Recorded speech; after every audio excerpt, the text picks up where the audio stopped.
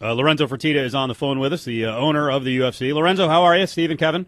I'm good. How are you guys? We're really good. Hey, Lorenzo, how are you? Good. Real good, Kevin. I guess we wanted to start off talking a little bit about the state of the UFC and where the UFC is right now. And you're a couple of months into this Strikeforce purchase, Lorenzo.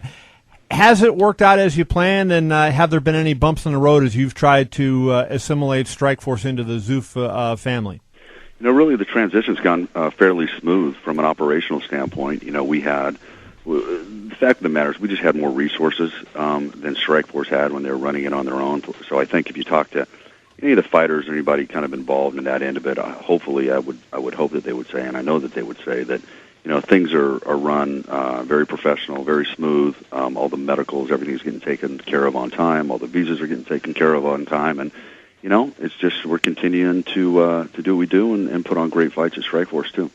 I know that you said, and Dana White, the president of the UFC, has made a lot of comments that we needed the fights, and you talked about that's why you acquired Strikeforce, to get the fighters, to get the extra fights. But I want to just ask you, from this standpoint, we just went through a stretch in 7 weeks where there were 6 fights, 3 on pay-per-view and 3 on television. Don't you think that's a little much? And are you concerned at all, Lorenzo, that may then oversaturate you and that it's going to hurt your core business, which is pay-per-view? I don't think so. We're still running right now about 14 pay-per-views a year, and we haven't put together the schedule for 2012 yet. But, we could do 12, 13, 14 pay-per-views, however the calendar works. I think having additional dates, whether they're on Showtime, which is subscription TV, on a cable network like Versus or Spike, or even potentially on broadcast, I think that not necessarily there's not going to be too many fights. I think if you enjoy watching fights, you're going to sit down, you're going to watch them. And at the end of the day, in order for us to continue to build awareness and build contenders, so that we can eventually do these big fights on pay-per-view, we needed more hours. We needed more outlets to be able to showcase all these guys, because now we do have some additional weight classes, and it's just really a numbers game. It's about the math and how many times you can get these guys exposure on TV. The Pittsburgh card was just such a terrific card, and you would come off a very big high there with that Czech Congo and Pat Barry fight, and then you come back into 132, which was one of the best cards I've ever seen. But I know the pay-per-view numbers weren't as strong for that card as they've been for others. And so do you evaluate that and say, well, it didn't perform as well because it was maybe bantamweights who weren't as well known as some other guys, or do you think it was just because of the heavy number of pay-per-views you'd already asked people to buy in the preceding couple of weeks? No, look, we struggle all the time to try to figure out, why some pay-per-views do better than others. At the end of the day, it was a very successful show, and it was the first time that we had the 135 weight class headline. And, it's just going to take some time. I mean, they once again, they did good numbers, and if you look back to even how we built the 55 class, in the early years, we originally, the first headline we had was BJ Penn against Jens Pulver, and it didn't do very well, because people really weren't familiar with the lightweight class. Then over time, as we continue to get him exposure, guys like BJ Penn were on The Ultimate Fighter, and he became a star in and of himself, to where, some of the recent BJ Penn fights where he was the champion and he was headlining at 155 were some of the biggest pay-per-views that we had done. So it's just a matter of educating the public, and once they see the product like they saw on July 2nd, where you see Dominic Cruz and Uriah Faber actually fight for 5 rounds and gut it out and stick it out, you're going to become a fan of those guys. You're going to want to watch that class. So it's just going to take some time and investment, no different than we did the last 10 years. That's the owner of the UFC, Lorenzo Fertitta. You're a big boxing fan. I mean, it'd be hard to argue with fight fans on the fact that 135 and 145 in boxing has always been gigantic. So yeah. I mean, it's just a matter of getting the word out. Yeah, it's a money weight class in boxing, so there's no reason it couldn't be in the UFC. So on the amount of fights, like Kevin was just talking about, the run of 6 in 7 weeks, and you're going to have another real busy run coming up. Do you see getting aggressive enough that you're literally running on TV and pay-per-view maybe like 40-plus weeks out of 52 each year? Maybe not next year, but, like 5 years from now? I think you could see, potentially, a fight a week. And once again, there's only so much we can push the pay-per-view side of it.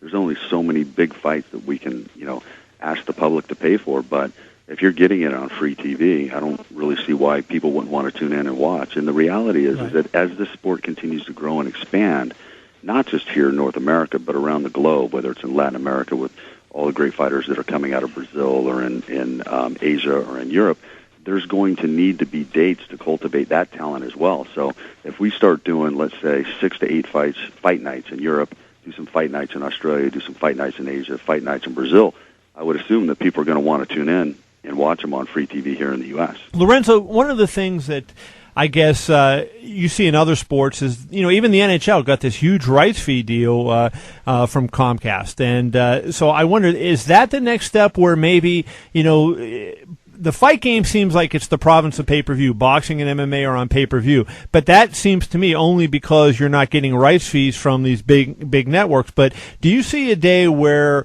ABC or CBS or anybody, ESPN, is going to be bidding to get the rights to MMA fights and pay you guys to put them on, and pay-per-view goes away and you go from being a pay-per-view company to just being a fight production company? Well, I don't know that it's going to be either or. I think you're going to continue to see kind of a combination of the two. There's always going to be those great matchups that you're going to put on pay-per-view because, quite honestly, there's no way from an economic standpoint, based upon what the fighter wants their compensation to be and what it costs to put the event on, that a broadcast network that really their only revenue is advertising, they could never fade that, and even cable companies aren't willing to, or they can't really fade the cost of that. So those products will continue to sit on pay-per-view. But what you will see is kind of what we started back in 2005 when we started the Fight Night series, and originally it was 4 fights a year, and it turned into 8 fights a year. I think going forward, everybody knows, it's no secret that our deal with Spike is up at the end of the year, and we're out talking to all the major media players. One of the things that we're trying to accomplish here is trying to accommodate our business, meaning accommodate our schedule, in that there are so many great fighters out there that we need to get exposure for, which means, once again, it's just a numbers game. It's math. We need more fights on free TV. And the more fights we put on free TV, the more we grow our fan base, and we also, continue to grow potential contenders that people are familiar with. I mean, they get interested in each different guy and each different matchups and their personalities and their backgrounds, and they know what kind of fighter they are. You don't want to just, have a situation where you have a champion and he's defending his title against guys you don't know who they are. Steve Cofield, it's Kevin Iole. Lorenzo Fertittta, the owner of the UFC, is on with the MMA Insiders here on a Friday. What is it like dealing with TV people? Because that wasn't exactly your domain, 10 or 12 years ago. Is it a little different than other business dealings? We've learned the hard way. We just kind of rolled up our sleeves, and you're right. 10 years ago, we didn't know anything about media rights and all of these different things that go into it, and having to negotiate digital rights and all the other stuff. But you learn over time, and once again, we just kind of stuck our nose into it and rolled our sleeves up and got as smart about the business as we could. And the first deal we cut with Spike probably wasn't the smartest deal. The second one was a little smarter. The third was probably a little bit more. And hopefully now that we're on our kind of fourth turn here, we know certainly don't know as much as we need to, but I think know enough to be dangerous. So, hopefully in the near future here, we'll kind of know where we're going to be, whether we're going to stay on Spike or we're going to be on some other network.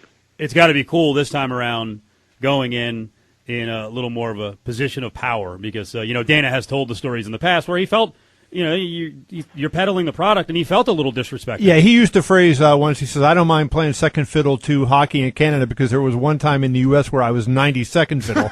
Yeah, that's true. I mean, literally, when we bought the company, me and Dana and Frank at times, we must have flown to L.A.